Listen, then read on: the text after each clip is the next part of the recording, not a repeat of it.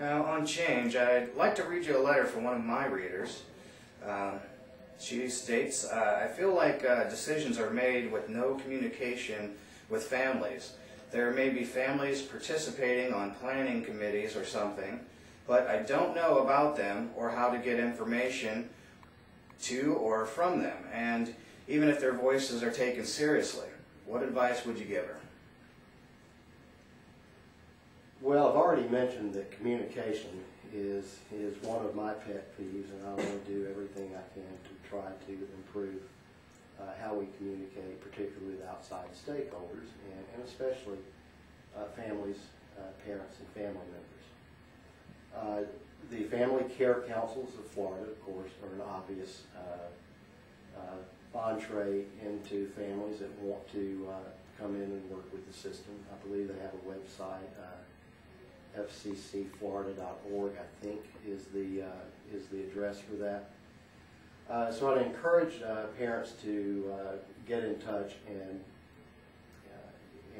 start to become active in those organizations. Now, other things, we have a parent coordinator liaison in each of our area offices. They should go and visit with their local representatives and senators. They should visit with our area administrators. They just have to start to make themselves known. Right. And I think that if they do that, and it is maybe easier to get involved than people think, but you do have to be a little bit persistent at first. Take the steps and the initiative to keep pushing and making sure you have all the information. Exactly. Now, can you explain to everyone about the stakeholder meetings? Who is involved currently, and what happens at these meetings? Well, the stakeholder meetings do offer a fairly broad range of representation. They're usually called whenever we're addressing specific topics. The most recent example being the provider rate reduction, the $43 million across-the-board rate reduction. There were representatives from the support coordinators. There was including a solo support coordinator. The provider associations were there. The Family Care Council was there. The word goes out through these associations. I would like to see the word get out to more people in the future whenever we have these stakeholder meetings. And everyone's given an opportunity to speak their piece about how best to cope with what lately has been difficult decisions that we have to make. Now, the one thing you'll see if you ever sit in one of these is that there is never a consensus of opinion that comes out. Some people say cut support coordinators, other people say don't cut support coordinators. Some folks say don't cut the res-hab. I mean, so what you wind up with is, although you don't wind up with consensus or a clear answer from the group, we do at least get valuable information that I think helps us make better decisions. So if anything, I'd like to continue those, but I would like to broaden the representation of the people who come and participate in these. And it's basically a really good opportunity for people to speak their mind and have their voice heard. Yes, and it is these are structured meetings, so and most of the people do come with ideas, and that's very, very helpful to us. Exactly. Well, it's better to come with an idea and a solution than just come to complain. That's exactly correct. There also have been a lot of changes to APD policy. Most people are confused. The handbook seems to be out of date, and current and correct information is very difficult to obtain for most people. I go to support coordinator and provider meetings in many different districts all over Florida, from Tallahassee to Miami and in between. You sometimes get information that they give out in one district that is completely different than what they have given out in another district. For example, I go to one waiver support coordinator meeting and then go to another the very next day, and the information has already changed. So what's being done about that to make sure that everyone is on the right page and has the right information at the right time? Well, that concerns me greatly, and it's part of the reason that good, consistent communication is a priority of mine.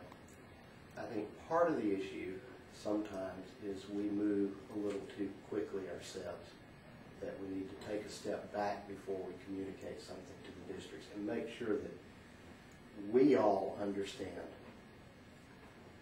what the message is and what the policies are. One of the things I want to do to start to address this is we're pulling in area office personnel into the decision-making process. So the more people here who participate in the decision-making process, the less opportunity you're going to have to get one message, to get inconsistent messages out there. So these are some steps I'm taking, and I just constantly remind people of the value of making sure that we know what we're talking about before we say it, and that we're consistent with what we're telling people. I agree that that's very much is something we have to continue to work on here. And Jane Johnson, the former director of APD, told me this program for APD will never be fully functional until it is fully funded. Do you agree with that statement, or do you believe that APD has enough funds to make do with what they have now and make it work properly? Well, we don't have a choice but to make do with what we have. I'm not the legislature. This agency isn't the legislature. We have to play the cards we're dealt. I think that fully functional is probably in the eye of the beholder. My goal is to make sure that we are doing the very best job that we can possibly do for the people we serve with the resources that we have. I don't think people can wait around for other people to make decisions. I'm willing to roll up my sleeves and do the job. I live with a person with a disability every day, and I feel that I have a responsibility to do the best I can regardless of the constraints. And yes, with more money we could do a lot more. We could buy a lot more stuff for people. But that should never stop us from doing the very best we can, regardless of what we have. Because the people we serve, if they matter to us, we're going to do the very best that we can. Now about the tiers, can you explain in simple terms to everyone what the tiers are and how they will work? Well, the tiers are a cost control strategy that was developed and passed by the legislature. It assigns people into one of 4 tiers, and only one of those tiers has the existing unlimited, basically no cap. Tier 2 is a tier that is basically limited to people who are in residential rehabilitation or supported living. The criteria are very clearly spelled out in the law. The limit on that is $55,000. Tier 3 is a tier that has a $35,000 limit.